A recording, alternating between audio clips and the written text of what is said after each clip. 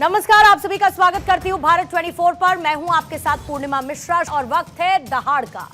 सियासत में धर्म और मजहब का इस्तेमाल फायदे का सौदा माना जाता है। मौजूदा सियासी दौर भी इसी की गवाही देता है।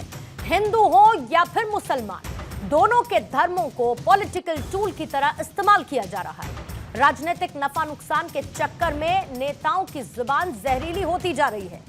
किसी एक घटना को मिसाल बनाकर पूरे धर्म पर हमला कहां तक जायज है? बार बार हिंदुत्व पर जुबानी हमले कब तक होंगे? नेता कब बयानबाजी की हद को समझेंगे? जम्मू कश्मीर की पूर्व सीएम महबूबा मुफ्ती की बेटी इल्तिजा मुफ्ती फिर से चर्चा में। इस बार उन्होंने हिंदुत्व को निशाने पर लिया। हिंदू धर्म और हिंदुत्व में फर्क बताते बताते इल्तिजा भी वो लाइन क्रॉस कर गई जो कि नेता अक्सर पार कर जाते हैं। फहरिस्त लंबी है। उदयनिधि स्टालिन, ए राजा, प्रियंक खड़गे से लेकर जी परमेश्वर और एसएस शिवशंकर तक। इस बार बीजेपी नेता इस बार पीडीपी की नेता इल्तिजा ने हिंदुत्व को बीमारी बता दिया। उन्होंने कहा कि जय श्री राम नारे का इस्तेमाल मुसलमानों की लिंचिंग के लिए किया जा रहा है। दरअसल मध्य प्रदेश के रतलाम का एक वीडियो वायरल हो रहा है जिसमें एक नाबालिग लड़का 3 मुस्लिम बच्चों की पिटाई कर रहा है, जय श्री राम बोलने का दबाव बना रहा है। इस घटना पर प्रतिक्रिया देते हुए इल्तिजा ने पूरे हिंदुत्व पर ही सवाल खड़े कर दिए, जिसे लेकर विरोध तेज है। क्या धर्म का इस्तेमाल नेताओं की सियासी मजबूरी हो चली है? आखिर क्यों सियासी अखाड़े में धर्म को घसीटा जाता है? धर्म और सियासत को क्या हम अलग अलग करके नहीं देख सकते? किसी धर्म को नीचा दिखाने से क्या वाकई अपने वोट बैंक के बीच सियासी रसूख बढ़ता है? आज इसी पर करेंगे दहाड़ में चर्चा, लेकिन उससे पहले इल्तिजा मुफ्ती का बयान और उस पर आया वार पलटवार।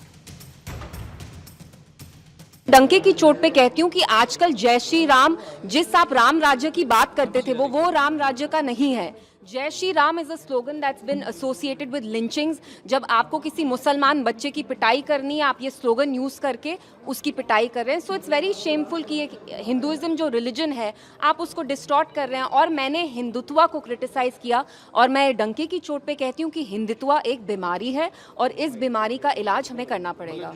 आपका मैं धर्म का नाम नहीं लेता हूँ किसी का, लेकिन आपकी जो मानसिकता है वो काटो और डांटो की वाली मानसिकता जो है ना, आप किसको कर रहे हो?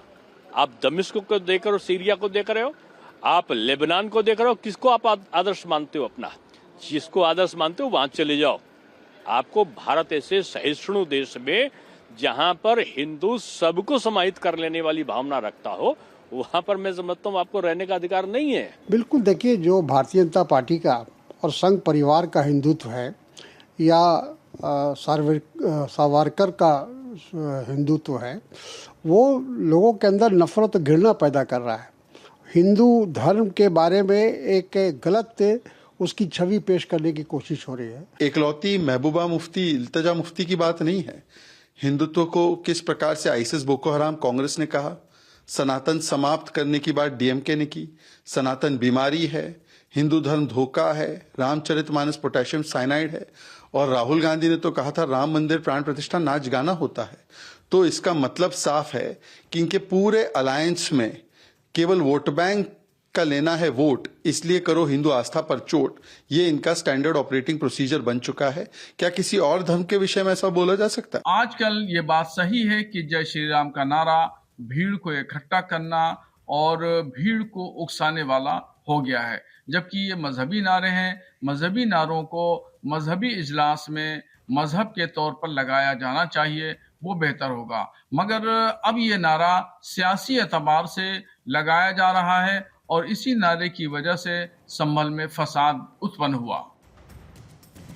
आइए सबसे पहले सवालों का जिक्र और उसके बाद मेहमानों से आपका तारुफ करवाऊंगी। पहला सवाल आज यही रहेगा कि धर्म पर बयान देते वक्त संयम क्यों नहीं बरतते हैं ये सियासी नेता? सियासत में धर्म को लाने के पीछे आखिर मजबूरी क्या है?